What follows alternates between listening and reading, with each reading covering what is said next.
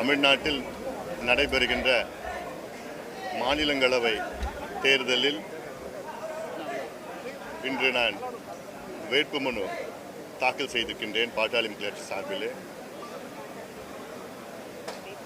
இதற்கு எங்கள் கூட்டணியின் தலைவர், அனைத்து இந்திய அண்ணா திராவிட முன்னேற்ற கழகத்தின் பொதுச் செயலாளர், முன்னாள் முதலமைச்சர் திரு எடப்பாடி பழனிசாமி அவர்களுக்கும், அனைத்து எங்கள் கூட்டணி தேசிய ஜனநாயக கூட்டணியின் அனைத்து தலைவர்களுக்கும்,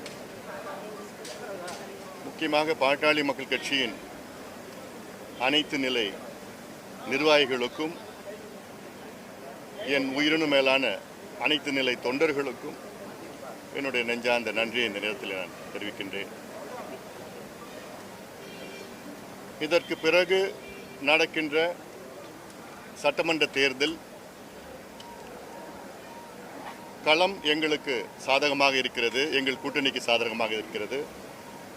கடந்த 5 ஆண்டு காலம் ஒரு கொடுங்கோல் ஆட்சி தமிழ்நாட்டில் நடைபெற்று முடிவுக்கு வந்திருக்கிறது. எங்கே பார்த்தாலும் கொலை, கொள்ளை, கஞ்சா, மது, பாலியல் வன்கொடுமைகள், பெண்களுக்கு எதிரான குற்றங்கள், கொலைகள், ஊழல்கள் என்று மிக மிக மோசமான ஒரு ஆட்சி தமிழ்நாட்டில் நடைபெற்று கொண்டிருக்கிறது. இது முற்றுப்புள்ளி நிச்சயமாக தமிழ்நாடு மக்கள் வைப்பார்கள்.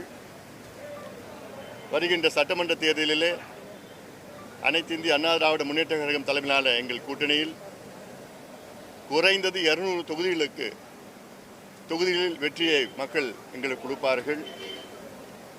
மிகப்பெரிய மாற்றம் வரும் என்று நாங்கள் எதிர்பார்க்கின்றோம். தேர்தல் வாக்குறுதிகளை 505 வாக்குறுதிகளில் வெறும் 66 தான் முழுமையாக திமுக நிறைவேற்றியிருக்கிறது.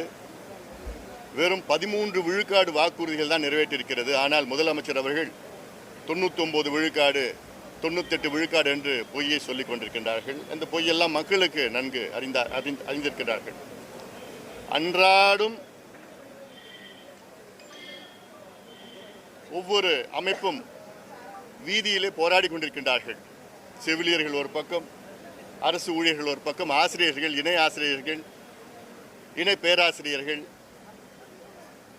சத்துணவு ஊழியர்கள், துப்புரவு பணியாளர்கள், ஊராட்சி மன்ற செயலாளர்கள் போன்ற அனைத்து தரப்பு மக்களும் அவருடைய கோரிக்கை நிறைவேற்றவில்லை என்று கோபத்திலே போராடி கொண்டிருக்கின்றார்கள். அத்தனை பேரும் வருகின்ற தேர்தலில் திமுக எதிராக வாக்களித்து எங்களுக்கு வெற்றியை கொடுப்பார்கள்.